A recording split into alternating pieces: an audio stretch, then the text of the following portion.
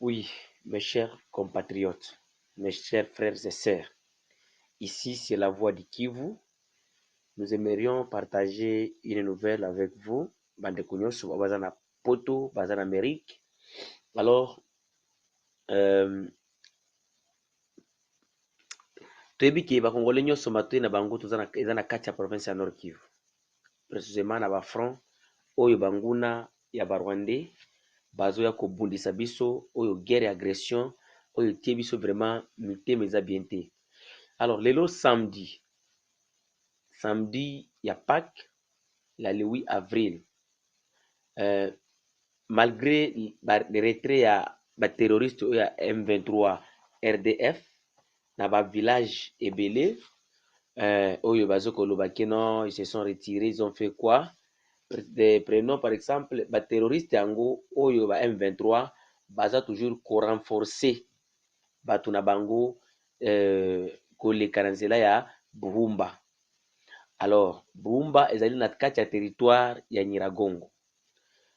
Bato wana baelema na bango oyo bazo korenforcer na kati ya mboka oyo tozo kobenga Buhumba na kati ya territoire de Nyiragongo dans la province du Nord Kivu. Il faut que d'abord koyeba ke Nyiragongo eza musika te na ville ya Goma.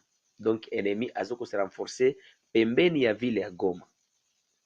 Alors bato yango bazo uta wapi? Bato yango bazo uta na Rwanda. Depuis le 5 avril, bato yango bazo ko renforcer.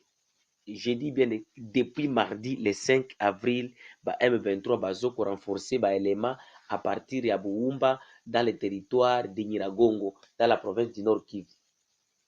Donc biso ba Congolais tozo ko décréter cesser les faits, tozo ko respecter cesser les faits, mais Munguna azo ko renforcer toujours.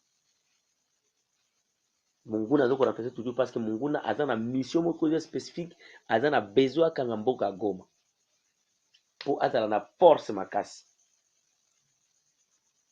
Alors jenini banguna oya M23 bazo jouer biso ba Congolais. Banguna oya M23 donc je peux dire que non donc bilanga ebele ya ba population congolaise, donc bilanga ebele ya biso population oyo ezozala donc ba Rwanda bazuta na kote ya Rwanda bazoya kote ya Congo na bana na bango na basi donc aya armée wana Rwanda za M23 bazoya kopiller bilanga oyo ba Congolais batikaki. Boyebi bien ke no ba Congolais biso tozalaka bato ya biso ya kolona bamasango bambala banini, alors bazota kote ya Rwanda koya kopiller bilanga ya Congo po ba Congolais bakufa nzala. Alors bazozala bien accompagné par les militaires de RDF soit disant M23.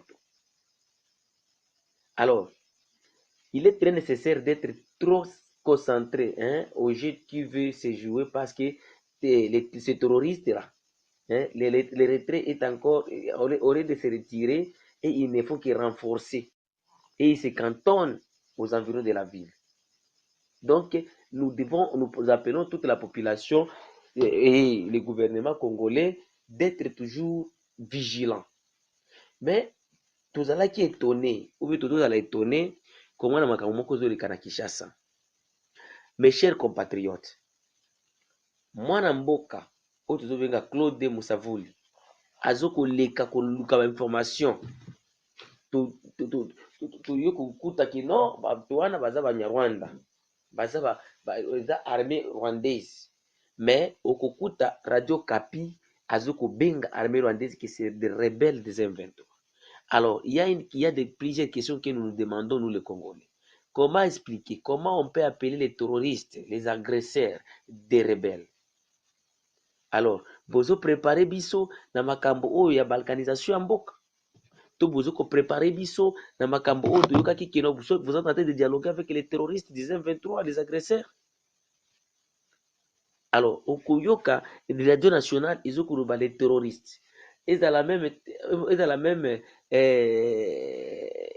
Congo Top Congo FM baradio nyonso ya Kinshasa bazoloba kino les rebelles du M23 RDF. Comment vous pouvez appeler si vous dites M23 RDF, comment vous les appelez des RDF, les rebelles?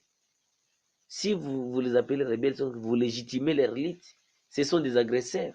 Ce sont des terroristes qui sont venus massacrer, terroriser le peuple congolais. Mes chers frères, seulement la voix de Kivu, nous appelons toute la jeunesse congolaise, partout là où vous êtes, là où vous nous suivez, que ce soit en Afrique, comme en Europe, en Amérique, en Asie. Destin ya Congo eza na kati ya maboko na biso. Mundele akoyede M23, mais M23 kolonga biso te. Soki nga na yo tolingi. Bomonaki ndenge FPDC ML ya lieutenant général Ebula Tetezi balobi basalaki mitingi minene. Basalaki mitingi minene na ba village différents bazo ko bengisa ba jeunesse keno boya bolanda ba autodéfense, bolanda ba réserviste po totala koma ko bloquer munguna oyo azoya kote wana. Donc esengeli population nyonso tokangama liboki totala koma kobeta munguna mboka. Tolinga Congo, toza na Congo mibale te, tozaka na Congo moko. Et puis Congo na biso moko oyo ekokitikala kaka moko. Soki totiki yango na baboko bapaya tokozala ba esclave. Mais je sais que mopaya jamais akokata Congo parce que le Congo ici est béni.